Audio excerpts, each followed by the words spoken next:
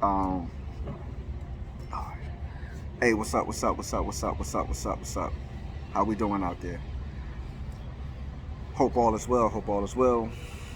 I hope for those that partook in yesterday's festivities, I hope you enjoyed the fellowship, the family gatherings, the food, the good breaking of the bread, and hopefully y'all created memories, positive memories. That is. Um, I'm back. Well, I've never really left. Like I said, if you go and watch shorts, my shorts, I put up a lot of shorts. Um, I pull the shorts from the podcast that I do every Tuesday, 7 to 8. Um, but it took me a while to walk through this topic, to bring myself to do this topic, because like I always say, people that's been with me a while, people that know how I move, that I really don't like to jump out there. I like to gather my thoughts and gather facts and make sure I'm speaking from a place of not really emotionally, really, from a sound place, because this is for educational purposes only, right? But let me touch on that emotion piece real quick. Let me handle some housekeeping issues, right? So I made it. So in the podcast, and it's on this channel, and it's on. I uploaded it here. Um, the one when I was speaking about how I never really been a fan of that word love, right? Love is supposed to reinforce that. The word love, when you tell somebody that you love them, that is supposed to reinforce the actions you already shown, right? That's why I'm not a words guy. You can't beat me in my head with words or nothing like that, right? So, um, the co-host, the other guy's channel, he uploaded it to his channel, and somebody wrote on there, "Why so emotional?" Right? And I just wanted to touch on that piece, right? Because the video, that segment, well, the whole last week's episode we was talking about was the Shanquella Robinson situation, right? And some of the facts that were revealed about the situation, right? So to me, if that don't draw some kind of emotion as a black man, especially if you're old enough for that to be your daughter, if that don't drum up some kind of emotion, then you're definitely in the wrong place. You understand what I'm saying? Because that story and stories like that happen far too often within our communities. Far too often, right? And at what point in time are we going to have a wake up call to stop these foolish acts? You know what I mean? Now, like I said, if it's not about your family or something like that, then it's like I just can't understand, what anger, how that level of anger could have manifested in less than 24 hours, which anybody smart enough or halfway have any logic or common sense will understand that that clearly was anger and whatever emotion that was had prior to that trip. Whoever, no, that animosity was already there. That anger was already there, right? But not to get off on that here, but I just wanted to touch that little housekeeping matter where someone can say something so ignorantly and foolishly. You understand what I'm saying? But let's get into what I want. And these situations kind of have a direct correlation, right? And I'm gonna tie them in, right? But let me address this situation, right? I'm not the one to get on here and say names of who the perpetrators could have been, or who could have been the trigger man, and any type of criminal conspiracy. That's not my job, right? This ain't the get indicted channel. You understand? I'm just here to tell you and give you my best piece of advice on how to keep yourself out of those situations where that could potentially happen to you. You know what I mean? So,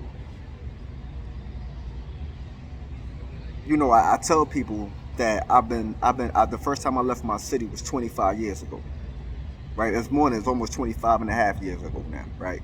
First time I left my city on my own, you understand? And one thing that I always did was I took those same principles and concepts that I utilized there, I utilized it no matter where I went, right? Because those were life lessons, those were life conditioning moments that you went from a smaller place on a grand scale, right, to a bigger picture, which is in the world, right? And you left your safe haven, you left your whatever village you had, right?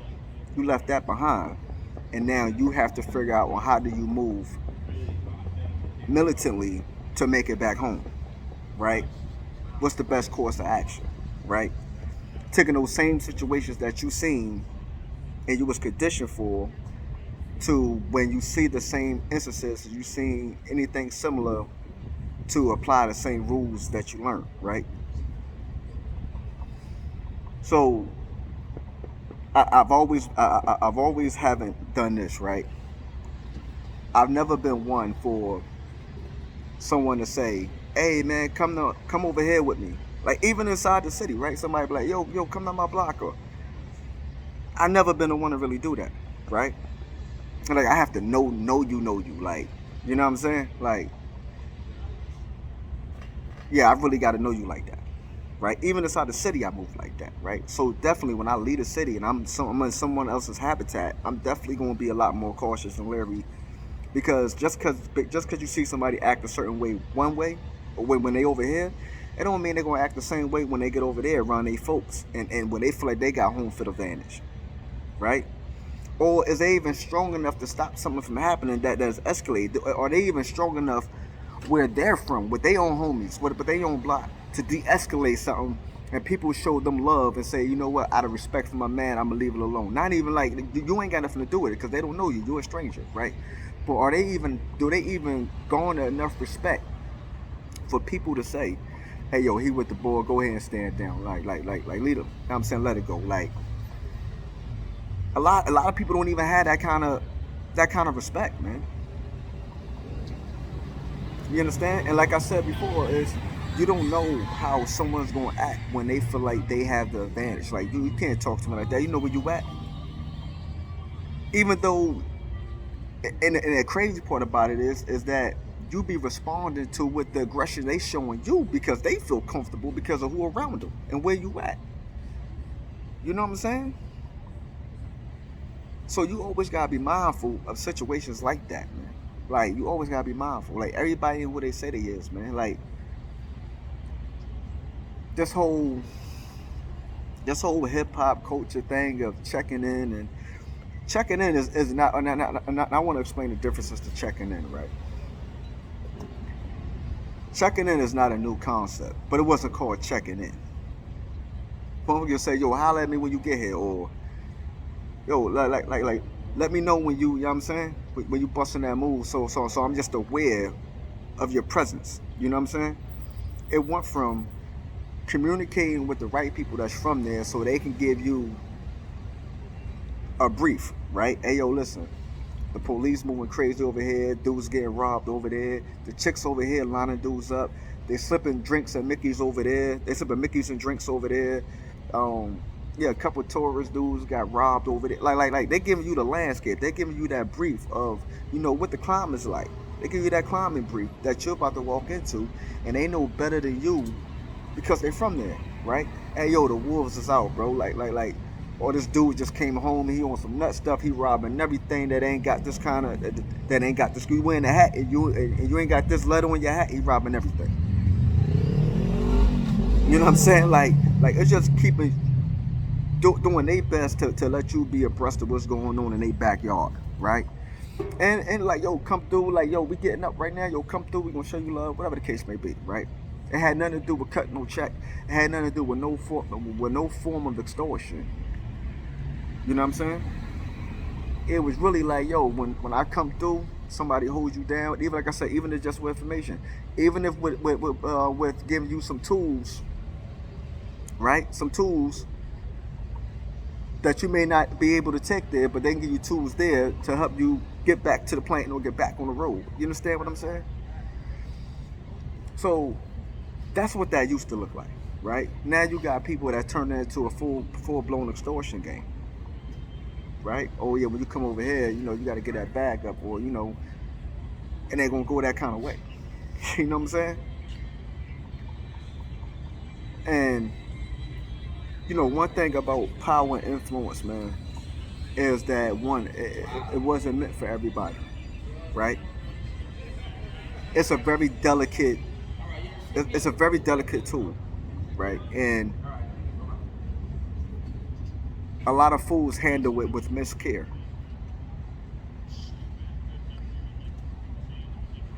It's a tool that's supposed to be utilized to increase safety, right? To increase, like, yo, I want to bring people through this town and blow this town up, and let people know that we ain't on that kind of time here. Like, you can come here, you can enjoy yourself, you can hop back on your plane, go home, and tell everybody about your great experience you just had. You know what I'm saying? Um, Now somebody come there disrespecting and out of line, and you put them slowly back in place, like that's one thing, right? But when you use it in an abusive manner and as a bully tactic, right? It's not going. You're not going to have a long run, right? And let me tell you, the people that typically, especially if you anywhere near 40 years old, right? The people that typically have that kind of mindset and don't understand the care in which to handle that is people that didn't have to earn it, right? People need to understand your name could be a coupon or your name could be a bondage thing. Like, what I mean by bondage is that the other your name could draw up certain kind of emotions that put certain plans and plays in motion that's not in your best interest. You understand? But when your name is intact, your character is intact. Your name could save a life, your name could take a life, right? When it's intact properly, right?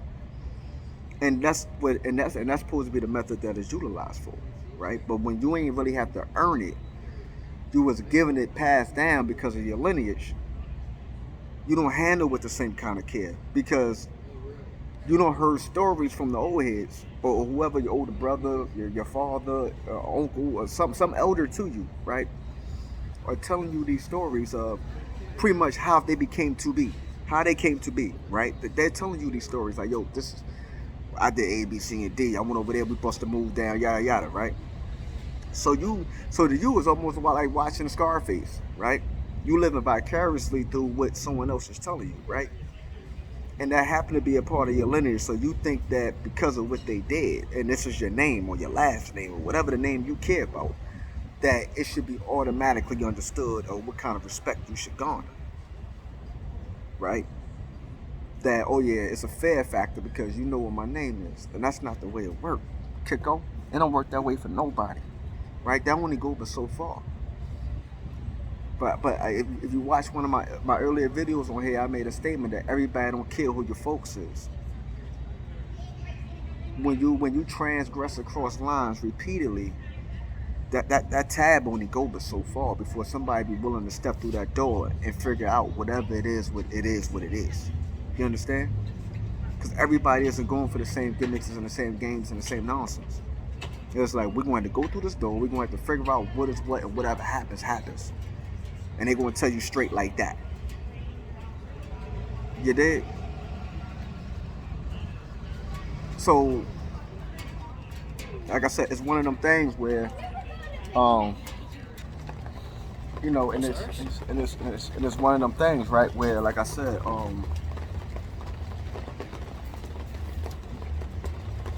you believe that, you know, a certain amount of respect you should be already pretty much you should bow down and kiss the ring because you know who my folks is. Not because you know who I am, not because I did anything that or the third, right? I'm living off something else. I didn't even grow up in the hood. I didn't have to do none of the hood stuff. I never went to public school. I never had to open my locker. Like, like, you know what I'm saying? Like, I never had to catch the sub, the L. Like, I never had to do none of this stuff. You understand? Like, I never ate sleep for dinner. I don't know what oodles and noodles is. I don't know what, you know what I'm saying? Like, I don't know what a Wisham sandwich is. Like, you don't know none of the hardships that people live through in order for you to be cool today. Like, you experienced none of them hardships. You didn't experience the Royal Rumbles, the shootouts, the police jump outs, the stick-up kids. Like, you didn't experience none of that as a child. You weren't outside experiencing none of those things. You understand? But now you get grown and now you go out of your way to go to the hood, right? Because you go, yeah, my folks is from there, so we good there, right? So you go out of your way, you go to the hood, and now it's this, yeah, I be in the hood, I ain't no nut, I ain't scared, right? And that right there just show how misled some of you are. Because anybody no dudes that's in the hood is trying to figure out a way to get out the hood and not have to go back to the hood for real. You know what I'm saying? It's like it's asinine. It's like you don't. Your parents and your loved ones don't do better for you in order for you to grow up to be a crash dummy. They don't make those sacrifices. They had the sleepless nights. They had the bubble guts, the PTSD, the depression, the anxiety. Like that they had all those emotions for you. But you want to go out of your way and experience those emotions blindly and foolishly. And it makes no sense. Running around the hood and the streets don't make you no man. I don't know who told y'all wrong. I don't know where y'all got that from. But running around in the streets and being some hood, whatever, don't make you no man, dog. Because it be the dudes that's not hood that'll smack an eyebrow off your forehead. Right? They just men. Well, what happened to just being a man? That was always good enough. Even living in the hood, being from the hood, growing up, being a man was always it. That was always top of the line. Nothing ever surpassed being a man. Like y'all want to put all these tags and titles on stuff as if it gives you more, a bigger reputation, I guess, or more infamy, I guess. Like I can't really frame that in a proper context to make that make sense to me, right? It's like y'all been misled. Y'all watch too many movies. Y'all watch too much music. Y'all listen to too many YouTube documentaries, and that tell you that got to be the way, because that's the only way I'll be deemed with the proper respects. But I'm here to tell you, nothing trumps being a man. You don't need no other further title or attachment in your name other than that's a man. I'm telling you, that's always going to be good enough. You understand?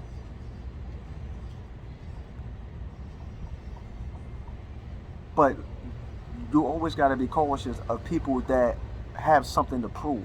You understand? Them people that really feel like they have an internal complex where they have something to prove, that never ends well. I promise you it never ends well. It always ends in something bad. That's the only thing that's almost absolute in life besides death. You know what I'm saying? But that always ends somewhere else, because the smallest things, they want to prove to people that they tough, that they not a nut, like they not a chump. And it's like, yo, my man, if you know how you built, you ain't got to go out your way to explain that to nobody.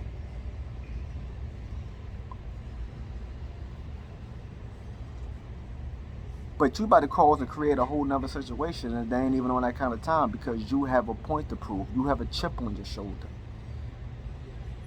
Well, you need to get some help for that out. Because what happens is but more importantly, you put your loved ones in a predicament that they're not anticipating, nor are they equipped to handle. You understand? This is a different day and age. This is a different time. You know what I mean? Like, it's really not it. That's not the way. That's not the move. Like really get to know people before you put that level of trust in them. Cause like I said, you never know how they gonna act and respond, or what they conceal in their heart for you. Like they could act like over here, everything's straight. I love you to death. But then when they get over there around their folks, it's like, yeah, I don't really. He alright. Or one of their folks is mumbling to them like, yo, I don't really like this dude. They're like, hey, yo, chill, we'll get him. Or yo, chill, you know what I mean? Not saying, yo, that's my company. Yo, bro, chill out. Like that's how it's supposed to go. Like, yo, that's my company. He here with me. Like, it doesn't matter how you feel about him. If he don't check that like that, then you a dummy in line waiting to get clipped. I promise you. If he don't handle it in that fashion, that means somewhere in there, not somewhere in there, that's nowhere near your man. Point blank, period. If that's not the way he handle it with his folks, like, yo, that's my peoples for real. Like, yo, chill out, bro. Like, it's not gonna go that way. If you want to do that, y'all meet up somewhere else on your own time and y'all figure that out. But it's not going down right here, right now, where he's my company. That's my guest. He ain't here for you anyway. Like that's the way that should be handled. Anything less than that, keep the change.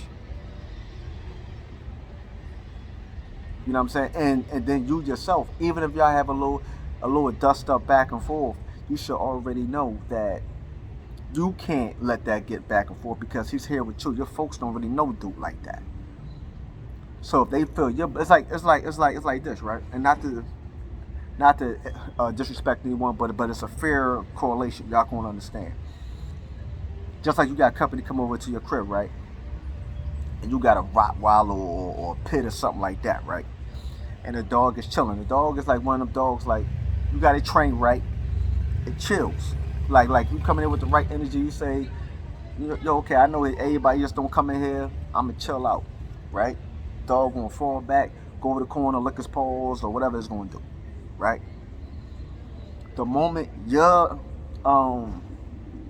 intensity rises, your aggression rises, your you know what I mean? Like anytime any of that rises, they can feel that, they can sense that, right?